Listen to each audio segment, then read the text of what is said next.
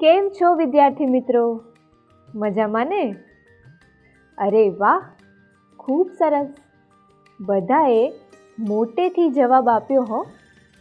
લાગે છે તમને પણ હજી વેકેશન ભૂલાયું નથી, એટલે આટલા બધા ખુશ દેખાવ છો. તમને જોઈને તો એવું લાગે છે કે જાણે આજે તમારું વેકેશન પડવાનું હોય.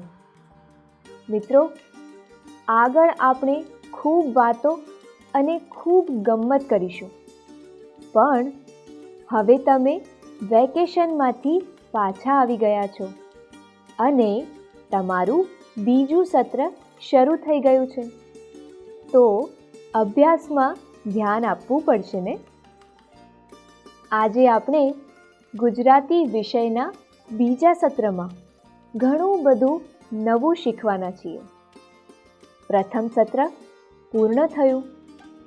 તેમાં પણ તમે બધા ઘણા નવા પાઠ અને કાવ્યો શીખ્યા હતા. તે તો તમને બધાને યાદ હશે. તો ચાલો પહેલાં આપણે જોઈ લઈએ કે ગયા સત્રમાં આપણે કયા કાવ્યો અને કયા પાઠ શીખ્યા હતા. પહેલા સત્રમાં આપણે કુલ 10 એકમોનો અભ્યાસ કર્યો હતો. જેમાં પહેલા પ્રકરણમાં આપણે બજારમાં એ ચિત્રપાઠનો અભ્યાસ કર્યો હતો. એક જ દે ચિનગારી એ સુંદર મજાનું પ્રાર્થના ગીત હતું અને ઝૂમો ભીસ્તી. આ પ્રકરણમાં માણસ અને પશુ વચ્ચેનો પ્રેમ કેટલો ઉત્કૃષ્ટ હોઈ શકે તે વિશે આપણે શીખ્યા હતા. તને ઓળખું છું માં એ પ્રકરણ માતૃપ્રેમનો મહિમા ગાતી સુંદર કવિતા હતી. પાંચમો પાઠ એક મુલાકાત હતો. શહેરીકરણ સામે થાકેલા અને કંટાળેલા કવિને આપણે ધૂળીએ માર્ગ જવાની સલાહ આપી હતી. આ કાવ્ય પણ મજાનું હતું, ખરું ને? સાતમું પ્રકરણ હતું દેશભક્ત જગડુ શા. આજ આનંદ એ કાવ્ય હતું. આજ આનંદ મારે આંગણે રે લોલ. આ શબ્દો યાદ છે ને? નવમું પ્રકરણ હતું દીકરાનો મારનાર. છેલ્લું પ્રકરણ હતું અઢી આના. આ પ્રકરણમાં સ્વામી સચ્ચિદાનંદે પોતાની આત્મકથા રજૂ કરી છે. એક પુસ્તકની ખરીદી માટે કેટલો સંઘર્ષ કરવો પડે છે તે વાત તેમણે અઢી આનામાં રજૂ કરી હતી. તો ચાલો તમારું પાઠ્યપુસ્તક ખોલો અને જુઓ તો કે આજે આપણે કયો એકમ શીખવાના છીએ. બરાબર, સાચું કહ્યું. ગુજરાતી ધોરણ 8 દ્વિતીય સત્ર એકમ 11 વળાવી બા આવી. તો હવે સૌપ્રથમ આજના એકમનું આયોજન સમજી લઈએ કે આપણે આ એકમમાં શું શું શીખીશું. સૌપ્રથમ આપણે પૂર્વ ભૂમિકા જોઈશું. ત્યારબાદ આપણે કવિ પરિચય મેળવીશું. પછી આપણે આ કાવ્યનું શ્રવણ કરીશું. ત્યારબાદ કાવ્યમાં આવતા નવા શબ્દોની સમજૂતી મેળવીશું. ત્યારબાદ આપણે કાવ્ય સમજૂતી અને ભાષા સજ્જતા વિશે શીખીશું. ભાષા સજ્જતા પછી આપણે અભ્યાસના પ્રશ્નો વિશે શીખીશું અને ત્યાર પછી આપણે સ્વાધ્યાય વિશે શીખીશું. છેલ્લે એક પ્રવૃત્તિ આપેલી છે, તે તમારે જાતે કરવાની છે. જો સમય હશે તો તે પણ જોઈશું. તો હવે આજના અંકનું આયોજન જોઈ લઈએ કે આજનો અંક આપણે કેવી રીતે શીખવાના છીએ. આજના અંકમાં સૌપ્રથમ આપણે કાવ્યની પૂર્વ ભૂમિકા વિશે જોઈશું. તે પછી કાવ્યના કવિનો પરિચય મેળવીશું. ત્યાર પછી કાવ્યનું શ્રવણ કરીશું, એટલે કે સરસ મજાના સંગીત સાથે કાવ્યને સાંભળીશું. અને ત્યાર પછી કાવ્યમાં આવેલા નવા શબ્દોનો પરિચય મેળવીશું, તેમના અર્થની સમજૂતી મેળવીશું અને વાક્ય પ્રયોગ દ્વારા તેમને સરળતાથી સમજીશું. છેલ્લે આપણે ફરીથી કાવ્યનું ગાન કરીશું. ચાલો તો આજના અંકનો પહેલો મુદ્દો જોઈએ. જુઓ તો પહેલો મુદ્દો શું છે? પૂર્વ ભૂમિકા. બાળ દોસ્તો, આપણી બા આપણને ભરપૂર પ્રેમ કરતી હોય છે.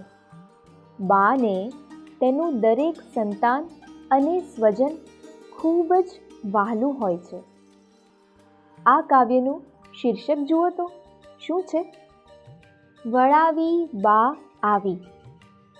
દિવાળીની રજાઓમાં દૂર દૂરના ગામથી સ્વજનો ઘરે આવ્યા હતા. ઘરમાં આનંદ અને કિલ્લોલ હતો.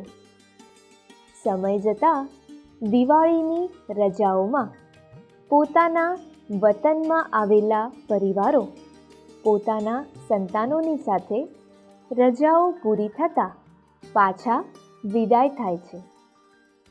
ત્યારે માના હૃદયમાં સ્વજન વિયોગની જે વેદના થાય છે તેનું વર્ણન આ કાવ્યમાં કરવામાં આવ્યું છે.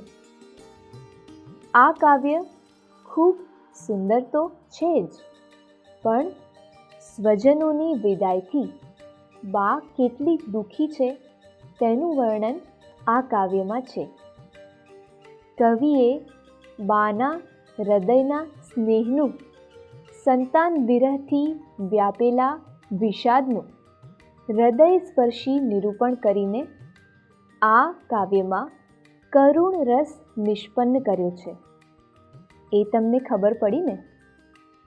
હવે તમને ખ્યાલ આવ્યો કે આ કાવ્યમાં કયો રસ છે? હા, કરુણ રસ. અને આ કાવ્ય કોણે લખ્યું છે? બરાબર, આ કાવ્યના કવિ શ્રી નટવરલાલ કુબેરદાસ પંડ્યા એટલે કે ઉષ્ણસ છે. આ કાવ્ય એમણે લખ્યું છે.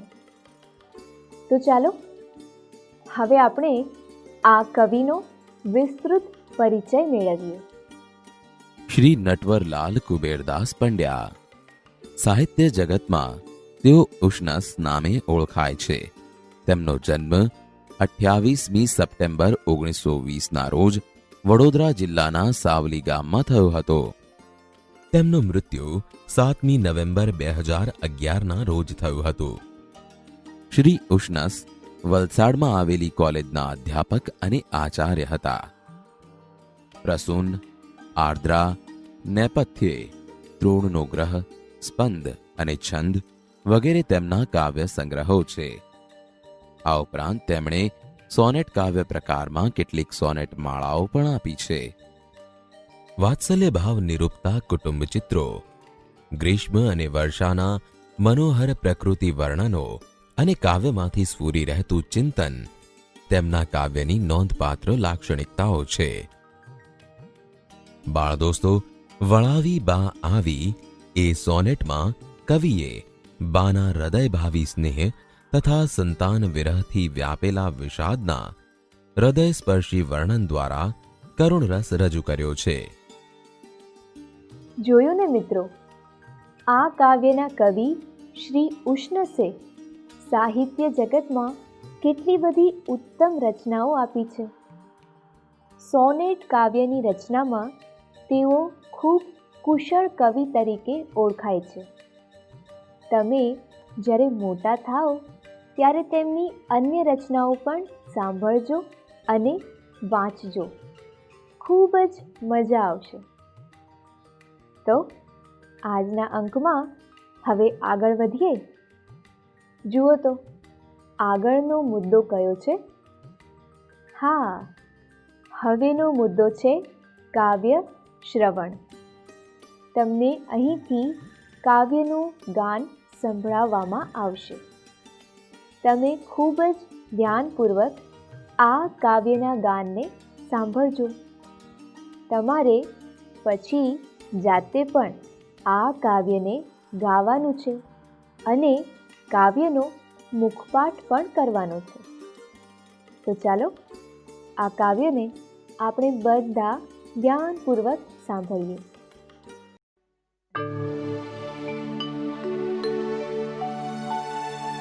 રજાઓ દિવાળી તણી થઈ પૂરીને ઘર મહી, દહાડાઓ કેરી સ્ખલિત થઈ શાંતિ પ્રથમની, વસેલા ધંધાર્થે દૂર સુદૂર સંતાન નિજના, જવાના કાલે તો જનક જનનીને ઘર તણા,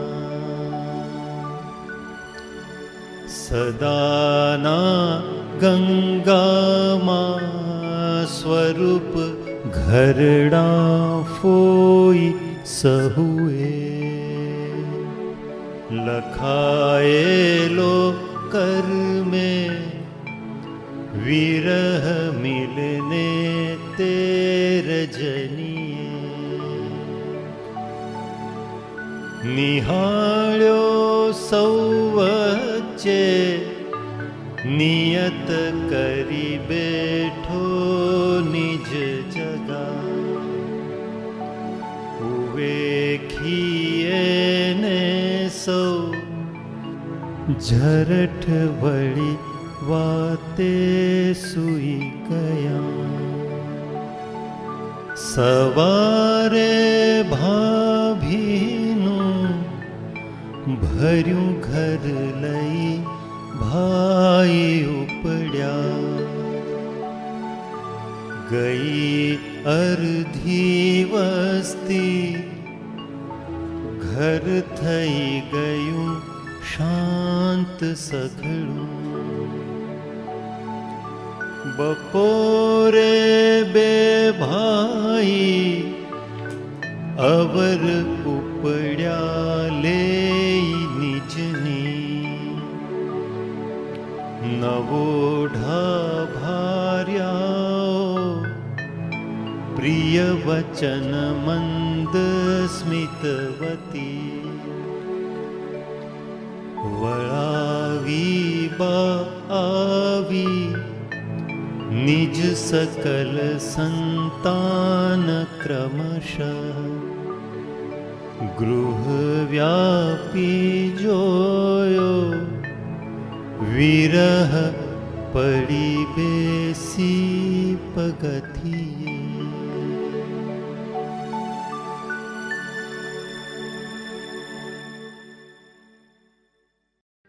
આ કાવ્યમાં તો બાના સંતાનોના જવાથી વ્યક્ત થતી દુઃખની લાગણી જોવા મળે છે. છેલ્લી બે પંક્તિઓ, વળાવી બા આવી નિજ સકલ સંતાન ક્રમશઃ, ગૃહ વ્યાપી જોયો વિરહ પડી બેસી પગથિયે. આ સાંભળતા જ આપણને એમ થાય કે જાણે આપણે પણ બાની જેમ વિરહમાં સરી પડ્યા હોઈએ. ખરી વાત ને? કારણ કે આ વેદનાનું કાવ્ય છે, જેમાં સ્વજનોના જવાથી ઘરડા બાને કેવું દુઃખ થઈ રહ્યું છે તે જોવા મળે છે. વિદ્યાર્થી મિત્રો, આ કાવ્યની વિસ્તૃત સમજ આપણે આગળના અંકમાં મેળવવાના છીએ. તેમાં તમને આ કાવ્ય વિશે વધુ સમજ પડશે. હવે આ અંકમાં આગળ શું શું શીખવાના છીએ તે જુઓ તો. આપણે અત્યાર સુધી કાવ્યની પૂર્વ ભૂમિકા, કાવ્યના કવિનો પરિચય અને કાવ્ય શ્રવણ તે 3 મુદ્દા જોઈ ગયા છીએ.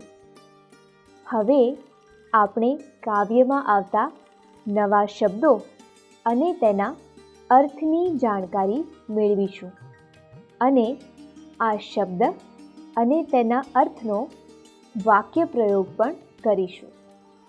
તો જુઓ, પહેલો શબ્દ છે સ્ખલિત થવું, એટલે પોતાના સ્થાનેથી ખસવું.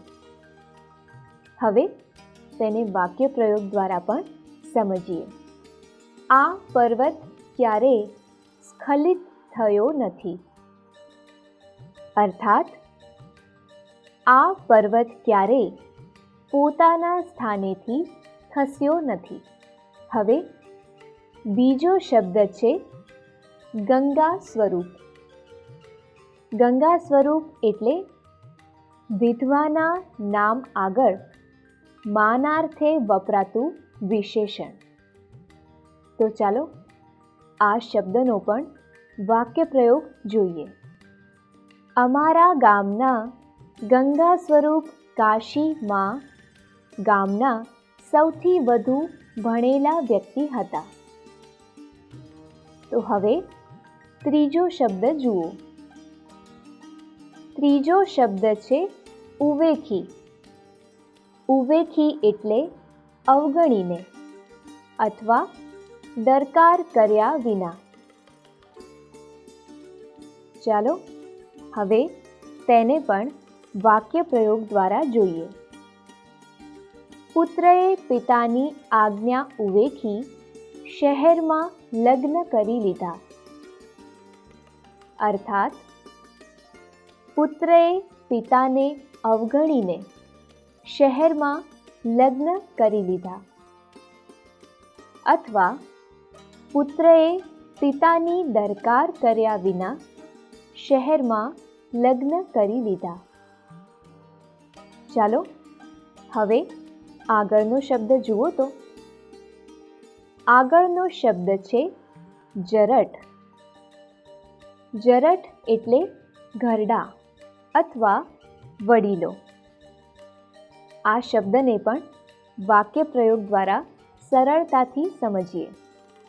ઘરમાં જીવિત જરઠ માતા પિતાના આશીષથી જ આપણે સુખી થઈ શકીએ છીએ. અર્થાત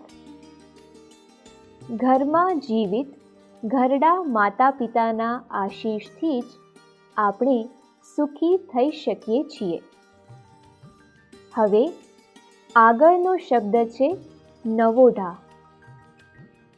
નવોઢા એટલે નવી પરણેલી સ્ત્રી અથવા નવવધુ. તો હવે તેનો પણ વાક્ય પ્રયોગ જોઈએ. અમારા ઘરમાં નવોઢા સ્ત્રી કોઈ જ નથી. અર્થાત અમારા ઘરમાં નવી સ્ત્રી કોઈ જ નથી. અથવા અમારા ઘરમાં નવવધુ કોઈ જ નથી. હવે આગળનો શબ્દ છે ભાર્યા. ભાર્યા એટલે પત્ની. આ શબ્દોના વાક્ય કોણ બોલશે? હા, બોલો તો. કોઈ એક જણ મોટેથી બોલો. હા, ખૂબ સરસ. ચાલો તેનો વાક્ય પ્રયોગ જોઈએ. સીતાજી રામના ભાર્યા હતા. અર્થાત સીતાજી રામના પત્ની હતા. એક શબ્દ ખૂબ જ લાંબો છે પણ ખૂબ સુંદર છે. જુઓ તો, પ્રિય વચન મંદ સ્મિતવતી, એટલે કે પ્રિય બોલનારી અને ધીમું ધીમું હસતી. ચાલો તેનો પણ વાક્ય પ્રયોગ જોઈએ.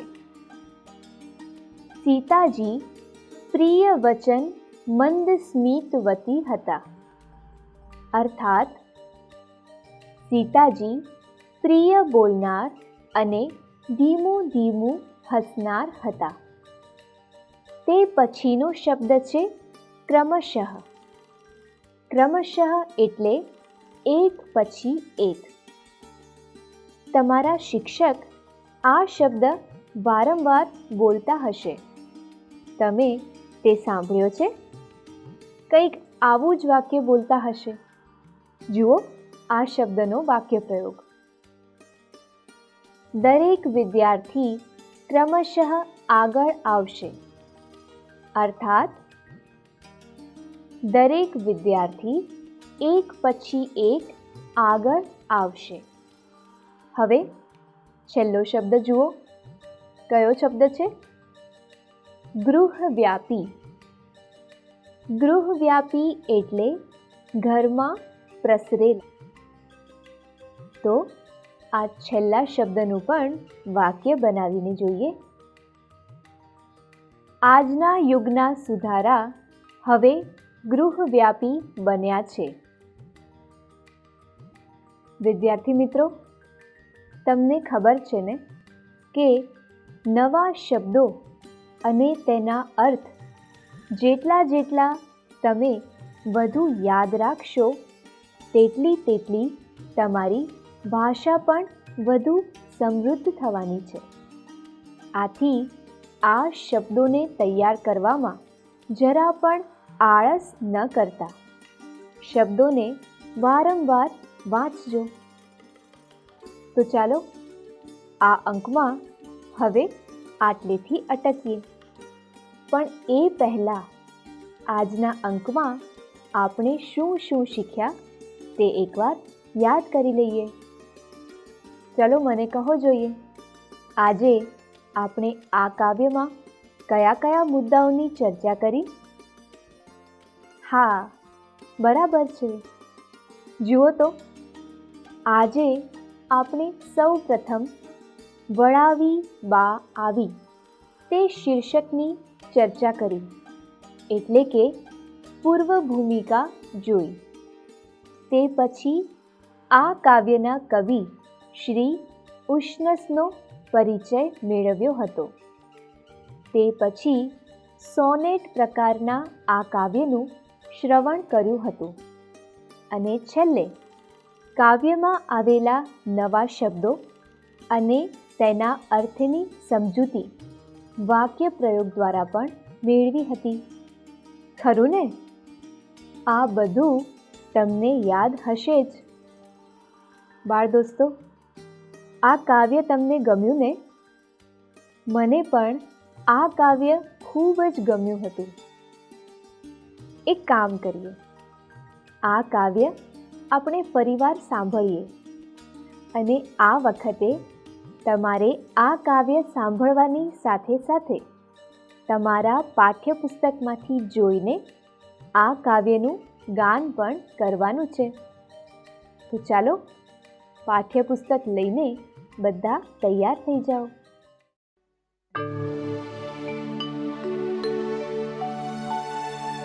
રજાઓ દિવાળી તણી થઈ પૂરીને ઘર મહી, દહાડાઓ કેરી સ્ખલિત થઈ શાંતિ પ્રથમની,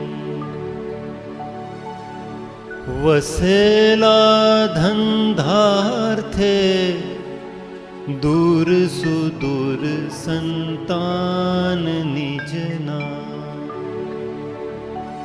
જવાના કાલે તો जनक जननी ने घर तना। सदाना गंगामा स्वरूप घरડા ફોઈ સહુએ। લખાયેલો કર્મે વિરહ મિલને તે રજનીએ। નિહાળ્યો સૌ વચ્ચે નિયત કરી બેઠો નિજ જગા। ઉવેખીએ ને સૌ ઝરઠ વળી વાતે સૂઈ ગયા। સવારે ભાભીનું ભર્યું ઘર લઈ ભાઈ ઉપડ્યા। ગઈ અર્ધી વસ્તી ઘર થઈ ગયું શાંત સઘળું। બપોરે બે ભાઈ અવર ઉપડ્યા લેઈ નિજની। નવોઢા ભાર્યાઓ પ્રિય વચન મંદ સ્મિતવતી। વળાવી બા આવી નિજ સકલ સંતાન ક્રમશઃ। ગૃહ વ્યાપી જોયો વિરહ પડી બેસી પગથિયે।